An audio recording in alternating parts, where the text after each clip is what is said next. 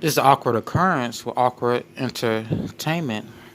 So I'm going to be getting into the Wells family interview with Dr. Phill. I'm going to be reading dialogue from an article about the interview. But first, Mr. Sheriff Lawson states after 5 months, there's still no signs pointing to abduction. No evidence at all she was taken off that property by a stranger. No signs at all. I did come across an article where one of the neighbors, and these neighbors live far apart, one of the neighbors did an interview saying she did hear screams that day. She did hear screams. But those screams could have came from Summer Wells being harmed on her property. Not necessarily her being abducted, but her being harmed. So I'm going to play this video and I will commentate throughout.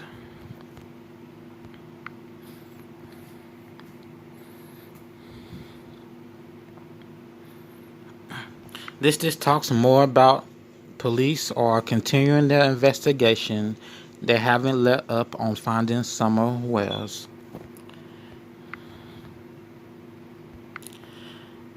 Now, I'm going to read this article about the interview word for word. Let's get started. Deceptive. Summer Wells Dr.Phill interview. Missing 5-year-old dad uses guilty language and mom fades facts. Experts claim.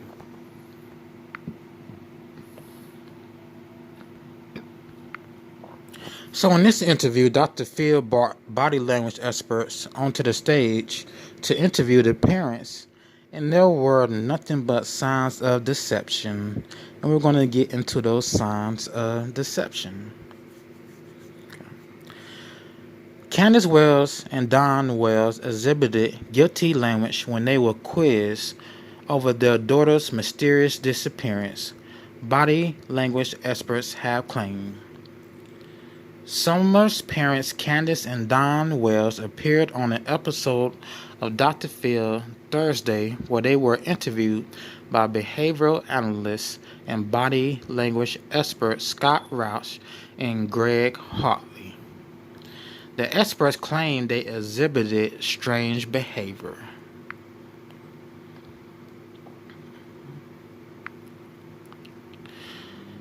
Summer Moon Utah Wells was last seen on June 15th outside of her family home in Hawkins County. Her family said at the time she had been in the front yard planting flowers. So we know the whole story, how she went missing. She was outside with her mother and her grandmother helping plant flowers. Her mother took her back to the house, and then Candus Wells went back to her mother's trailer to help her with her brace. Now, when Candus came back to the house to look for Summer, Summer was gone.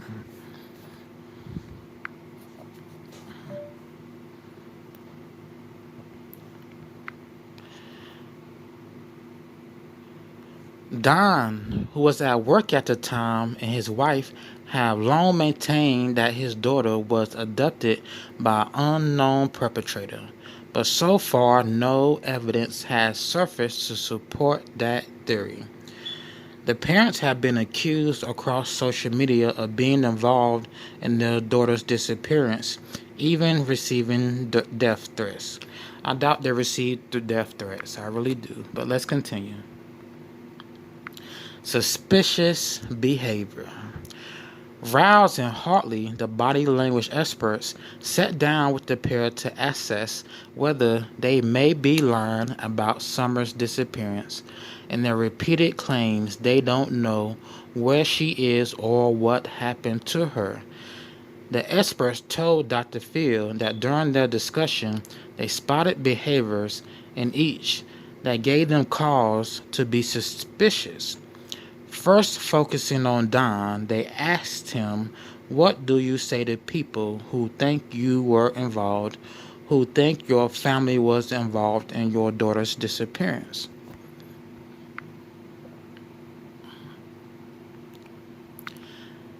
Don responded with a lengthy and slightly convoluted statement, recounting how he spent for months accepting friend requests on Facebook, which he called the best possible tool to find someone, and speaking on the phone trying to locate Summer. He also spoke of a Facebook group that was combating him and Candus the whole time. So combating him and Candus, meaning this Facebook group didn't believe the story the parents told. They believed the parents were involved in their daughter's disappearance. When I asked him this question, what I was saying was, how do you respond to people who say you did this? Hartley explained to Dr.Phill of the exchange back in the studio.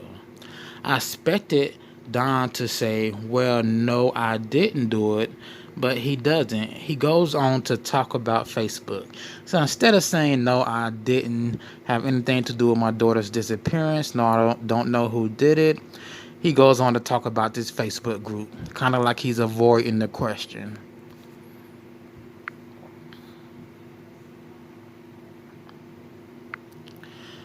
In usual interrogations, we assume that is deceptive in avoiding the question. Rouse added, when Greg asked him how he responded to that, he's talking about responding to people on Facebook. He's talking about responding to people on YouTube. He's had a whole lot of flack from that direction. So I understood that he didn't see it as when an investigator asks you that question, or when I asked that question. He said, in other words, he took it as when social media asks you that question, how do you respond to them? So he didn't take the question from the expert as, do you have anything to do with your daughter? He took it as, how do you respond to social media when they ask you that question? Don Wells' contradiction. Dad's contradictions. Don Wells was also quizzed by the peer as to whether he has any doubts about Candus' recollection of events leading up to Summer's disappearance. He states, no, not the way it played out. Don Wells responded, everything like that, I mean, yeah, you always have questions, and I ask myself, but the way this happened, in her emotions and state of mind. Don was then asked what questions he had, to which he responded, I questions. No, I don't really have questions. Doesn't make sense. His responses don't make sense. Dr. Phill said he observed Don contradict himself several times, saying no and yes in the same sentence while stammering and stuttering all over the place. So when you ask a person a question and they start stammering and stuttering all over the place, they're usually lying. Hartley added, for me, you'll notice his eyes are dropping down to his left. He's having kind of an internal conversation about how do I answer this very complicated question. And I think he edits his speaks and never finishes a sentence, says Hartley. So, signs of deceptions, more signs of deceptions. Jumping in, Dr. Phill said, it's very clear to me that Don was holding something back, something he has knowledge of regarding his daughter's disappearance.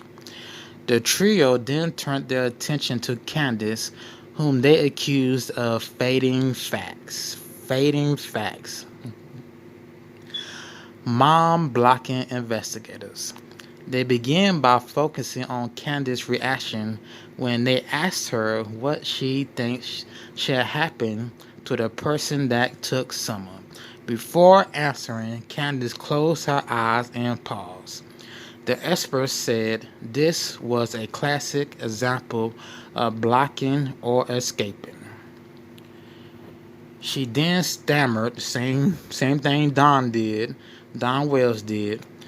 She then stammered after taking a deep breath and said, "They should be put away for the rest of their lives. I mean, they should be tormented, I think."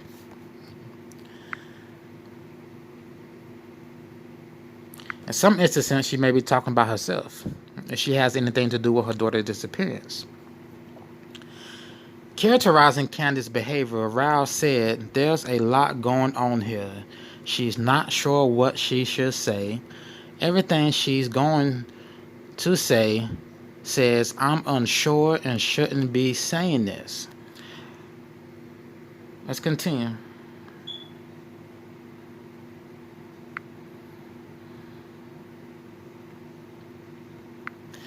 In a later exchange during their interview, Candus breaks down in tears when they ask her and Don about organized crime in their area, suggesting Summer may have been kidnapped by the cornbread mafia. Who is the cornbread mafia? Really? Really? When they make cornbread and sell it? Like a colloquial term that refers to a grassroots organized crime ring. While Don attempted to answer the question, insisting he's heard gang activity in their neighborhood, gang activity in their neighborhood as if they live in the ghetto or in the hood. I'm like, really? Really? I live in the ghetto? Got gang activity? When the houses are spread so far apart, there shouldn't be any gang activity. Candus turns to him and says, "Get these wires off of me." So she wants that microphone off of her. She doesn't want to answer any more questions. As she attempts to rip the microphone off of her jacket, Don tries to calm her down. She shrugs off his comfort, telling him, "I want out. I'm being interrogated again," before she storms off stage. So she just took off stage. Like, picture it here. This is when she took the mic off, got all emotional, and took off. "We call this insulating and running," Rouse said.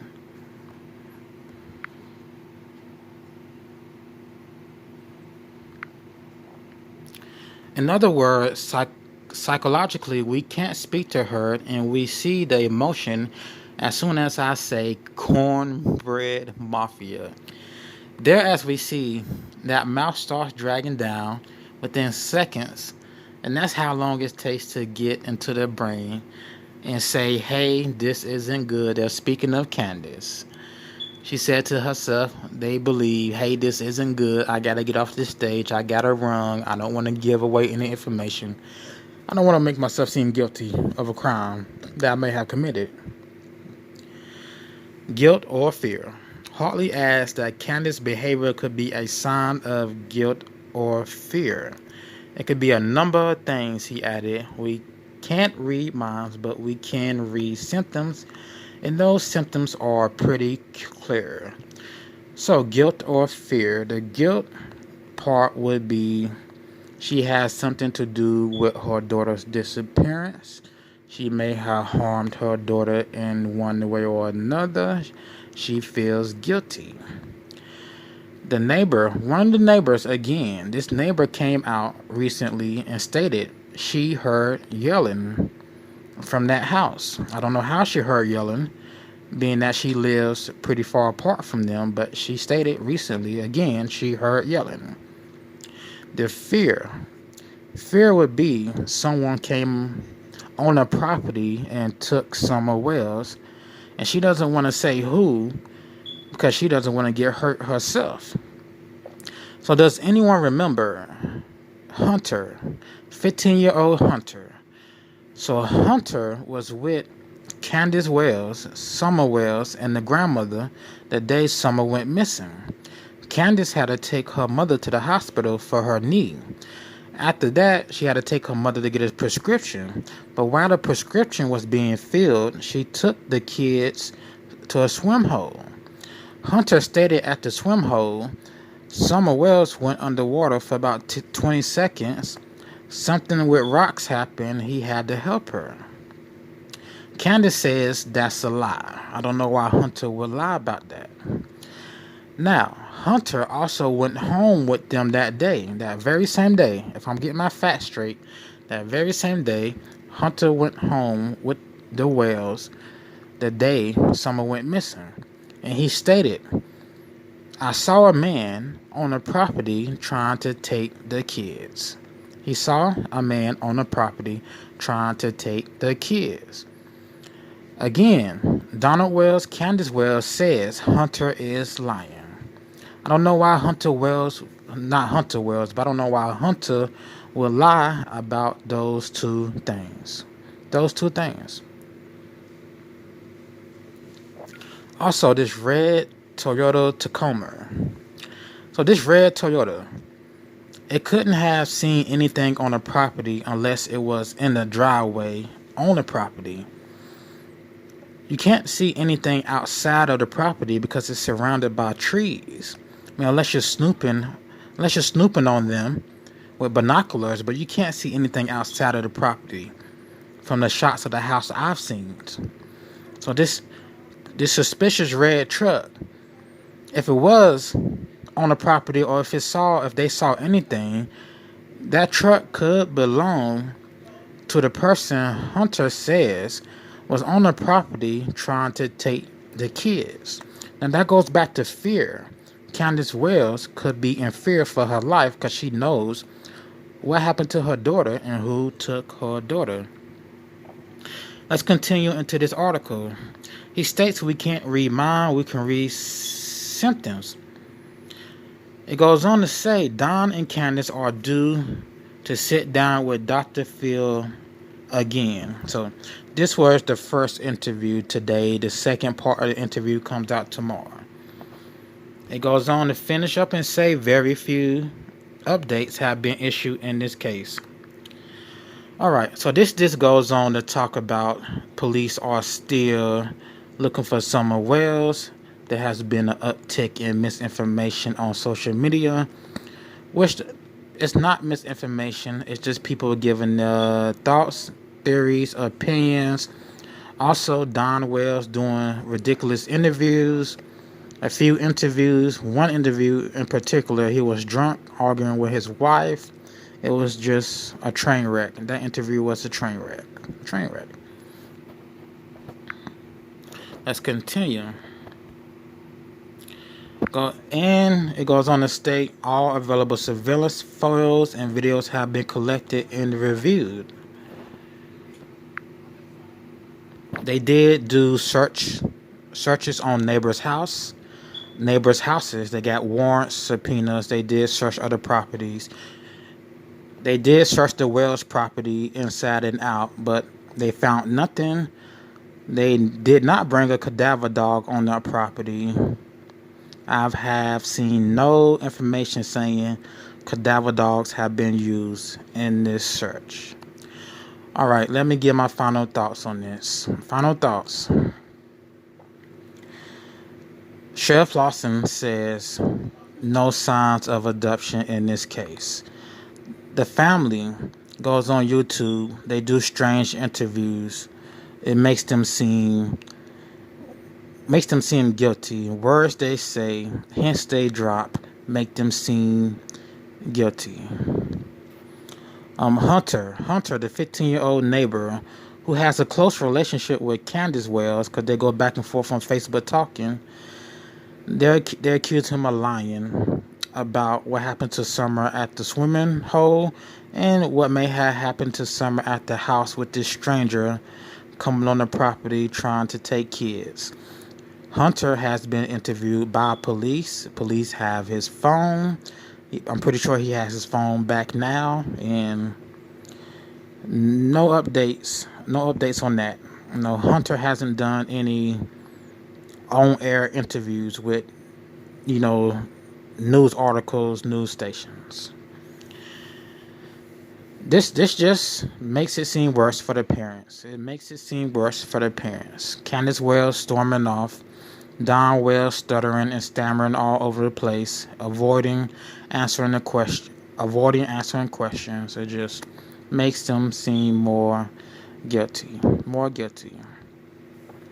What could have happened to Summer Wells? One, the neighbors One neighbor claiming she heard a scream. Could have been a scream from Candace Wells somehow hurting Summer Wells in the yard.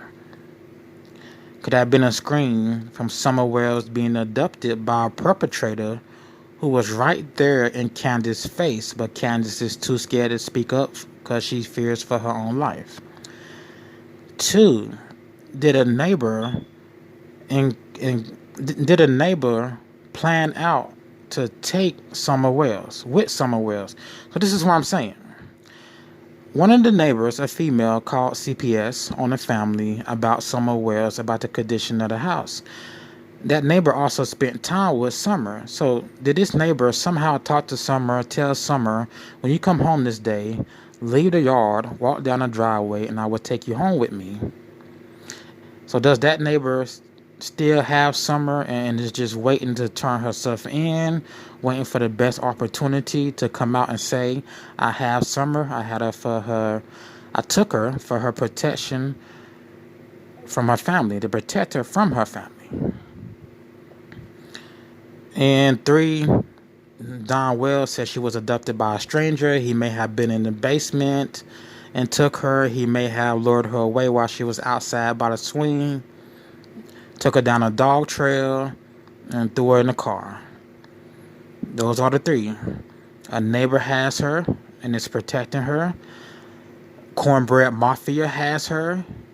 The parents know about it. Or a stranger abducted her from the house. Those are the three I can think of. Anything else I want to say? Not really. Not really. No, just like a pill. Just like a pill.